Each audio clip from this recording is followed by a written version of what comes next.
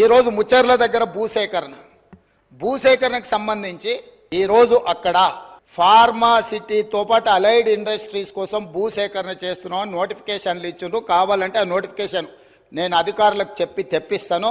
ఈరోజు ప్రభుత్వం pharma and allied ఇండస్ట్రీస్తో పాటు అక్కడ నేను తమ ద్వారా వారికి ఈ మహానగరంలో పెట్టుబడులు పెట్టే పెద్ద కంపెనీలకు ఉద్యోగ ఉపాధి అవకాశాలు కల్పించే సంస్థలకు నేను చెప్పదలుచుకున్నా.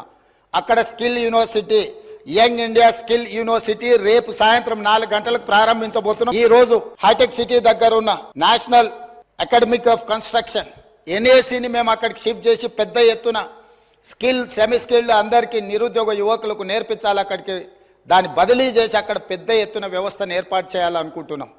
దాన్ని ప్రోత్సహించడానికి దాంట్లో ఆ కార్యక్రమాలలో పాల్గొనడానికి మీరు ముందుకు రండి. నేను హెల్త్ టూరిజం హబ్ క్రియేట్ చేస్తా అని చెప్పిన.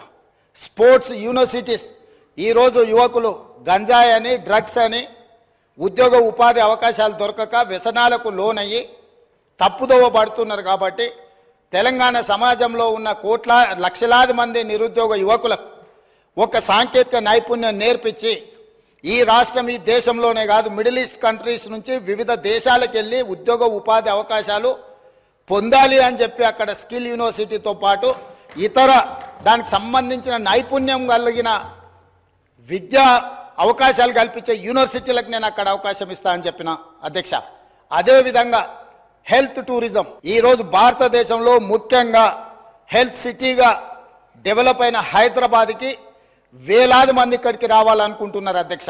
ఈ రోజు ఇక్కడ ఉన్న అంతర్జాతీయ ఎయిర్పోర్ట్ నుంచి బంగ్లాదేశ్కో మిడిల్ ఈస్ట్ కంట్రీస్కి డైరెక్ట్ ఫ్లైట్ ఉంటే ప్రతిరోజు వేలాది మంది ఈరోజు ఇక్కడికి వచ్చి వైద్యం పొందాలి అని వస్తున్నారు అధ్యక్ష. అందుకోసం నేను హెల్త్ టూరిజం హబ్ను తయారు చేసి అక్కడ ఒక 1000 ఎకరాల ప్రపంచ స్థాయి వైద్య సౌకర్యాలను ఏర్పాటు చేసే సంస్థలను పిలిచి ఇక్కడ హైదరాబాద్ నగరంలో ఉన్న పెద్ద పెద్ద కార్పొరేట్ ఆసుపత్రులతో పాటు పేదలకు అతి తక్కువ ధరతో వైద్యాన్ని అందించడానికి అన్ని రకాలుగా ఎన్నెన్ని డిసీజులు ఉన్నాయో వాటన్నిటి కూడా స్పెషలైజ్డ్ హాస్పిటల్స్ ఏర్పాటు చేయాలని అక్కడ మేము నిర్ణయం తీసుకున్నాం అధ్యక్ష.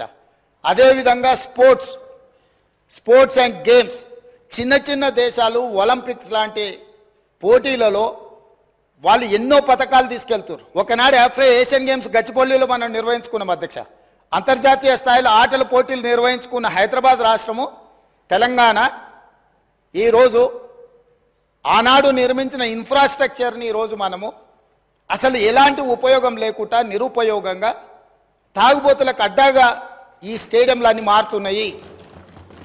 అందుకే ఈరోజు ఉన్న స్టేడియంలతో పాటు అక్కడ ఒక స్పోర్ట్స్ యూనివర్సిటీని పెట్టి అంతర్జాతీయ ప్రమాణాలతో ఈ దేశంలో ఉండే యువకులకు అందరికీ ఇక్కడ శిక్షణ ఇవ్వడానికి అన్ని ఏర్పాట్లు చేయాలని మేము అక్కడ ప్రయత్నం చేస్తున్నాం అధ్యక్ష.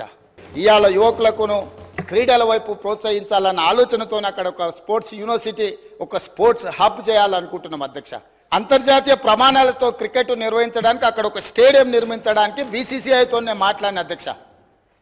ఈ విధంగా ఒక్కొక్కటి ప్రపంచ స్థాయిలో అంతర్జాతీయ ప్రమాణాలు కలిగిన అన్నింటినీ ఆ ముచ్చెర్ల ప్రాంతంలో తీసుకొచ్చి ఈరోజు ఫార్మా వార్ సిటీ అన్నారు, నేనన్న ఫార్మా విలేజ్లు అన్నా. ఇట్లాంటి పొల్యూటెడ్ ఇండస్ట్రీ కాకుండా జినోమ్ వ్యాలీలో ఏదైతే ఫార్మా రిలేటెడ్ ఇండస్ట్రీస్ ఉన్నాయో, ఫార్ములేషన్స్ అంటే ట్యాబ్లెట్స్ చేసేటివి ఉన్నాయో, R&D ఉందో, రీసెర్చ్ అండ్ డెవలప్మెంట్, ఇప్పుడు IDPL బంద్ అయిపోయింది అధ్యక్ష. ఇట్లాంటివన్నిటిని కూడా అక్కడ ఒక 4000 ఎకరాలలో ఒక అద్భుతంగా ప్రపంచానికి ఇవాళ కోవిడ్ వ్యాక్సిన్ ఎవరు తయారు చేసిండ్రు అధ్యక్ష?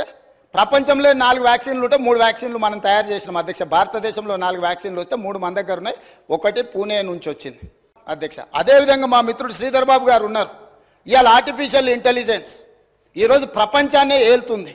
ఈరోజు ఏం కావాలన్నా అద్భుతాలు సృష్టిస్తుంది.